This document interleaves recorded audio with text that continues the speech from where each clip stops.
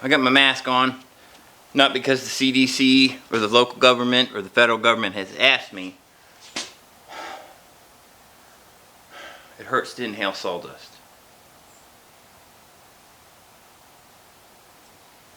Alright, anyway, welcome to Hot Rod City. I don't know where I'm at in videos, so welcome back, residents, visitors. If you're visiting again, how's it going? If you want to be a resident, just go down there, click the subscribe button, and then you get notifications and updates and all that jazz as I progress in the world of whatever the fudge I'm doing. So I'm in the new upholstery shop. Still not doing upholstery in it. Actually, I am. I did some golf carts, or repaired some golf cart seats the other day. I don't have a sewing machine out here, but I'm doing small projects. Like I have a boat piece I gotta do, which I'll get to later. But I'm in here walking around concrete. It's kind of hard, but it's still sweating like crazy.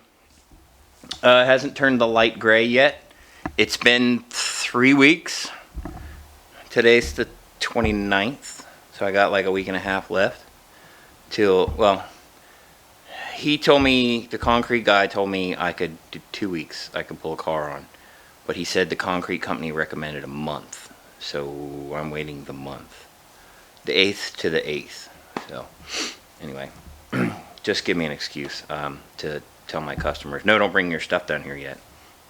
So, I picked up these couches the other day. There's 5 of them from one of the local community colleges.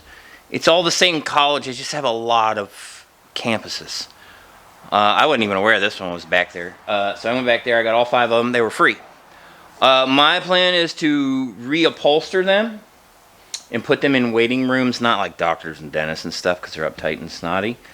I'm going to do like tattoo shops, local repair shops, things like that of that nature. I plan to shorten a few of them down because I'm not going to redo all 5 as couches. I'll probably do 2 as couches and then take and shorten 2 down to love seats and 1 of them down to a chair. So, and then I'm going to have my logo and my phone number embroidered in them for the business. So, stuff like that. Alright, so, anyway, all the roof nailers are up for the, to put the metal up whenever I can do that.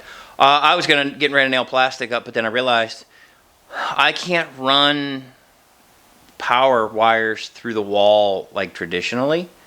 So what I'm going to do is run them across the ceiling, which means if I put all that plastic up or I put this roofing up, I can't get to none of that anyway. So just one more freaking step backwards to get, 2 more steps backwards just to go 1 step forward. So anyway, so I need to frame out these walls to put my outlets in and go ahead and wire for them. In my shops, I do all my outlets at 4 foot, like most people do, like down low. And like in houses and stuff, but I do my stuff at 4 foot. Reason being, my roll around workbenches in here, they are at 36 inches. So, and my work table's at 36 inches. Everything is 36 inches because I'm tall. So therefore I put my outlets above that, so that way like I set things on it to charge or whatever. The only other outlets that are going up high is I'm getting 1 high on this wall because I'm mounting a TV there.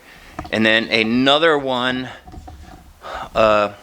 up on this back wall here, right there. That's because I'm putting a big clock up here and a sign for the shop. It's a light up sign I'm making.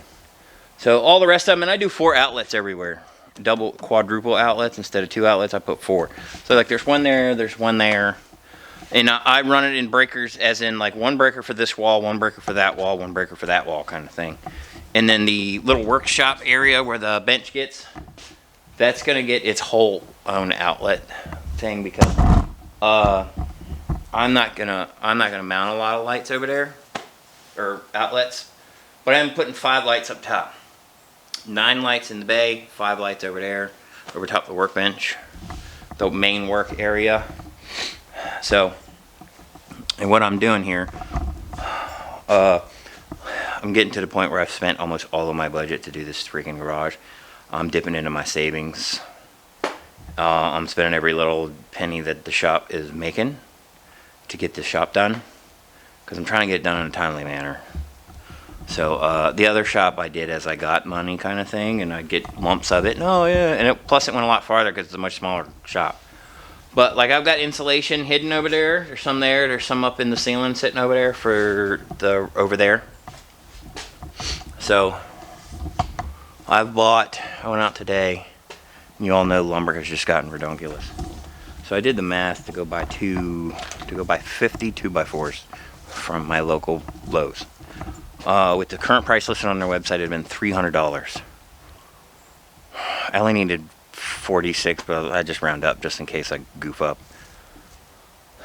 So this is from my local Amish mill. The problem is when they say 2x4, it's 2x4. So in order to mount one of these 2x4s framed into this wall, 16 on center, it needs to be 3.5 due to the fact that all my poles are 3.5 because they're pressure treated. They're actual from the Lowe's. So the 3.5, but the outsides are all, actual 2 inches wide, which that don't make no never mind. But in order to get all my studs right, I have to rip them down to 3.5. So I've ripped down 7. I put a new blade on the circular saw, which sucks because it's nice, like a high tooth blade, so it takes a little bit. The other one's a low tooth, which I'm going to go out and buy another one here in a minute. I just figured I'd show you how stupid this is and what I'm doing. It's $1 trying to save a dime, but that $100 I'm saving buys most of the lights in here. Because the lights on this bay are $15 a piece. Those are $20. Because I'm buying 5,000 lumens over there.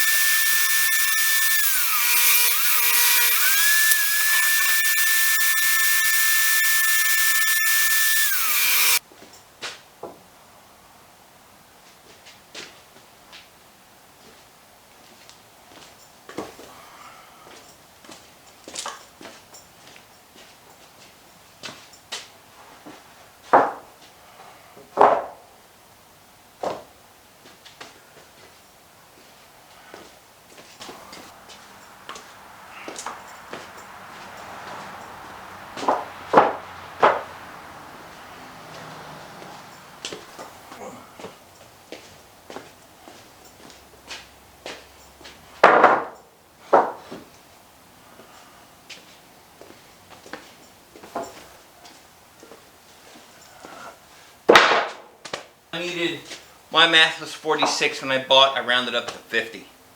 So I went ahead and ripped down 47.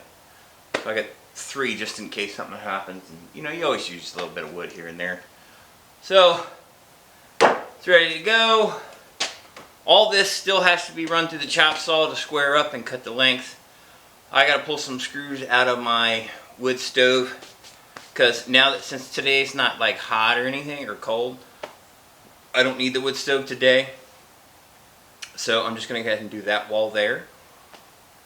That section there, because that way I'll be able to put that one back and be done. So I'm going to sheet that wall in plywood, because I'm sheeting all the walls in plywood, because 7/16 plywood is the cheapest way I can actually just cover this wall. And I'm just going to paint it like tan and be done. So that's my plan anyway. So my aftermath of this is funny. So all those strips there and that massive pile of sawdust. So, and I do believe that blade, I do believe it is pretty much toast now. The last few boards I was really kind of driving it through.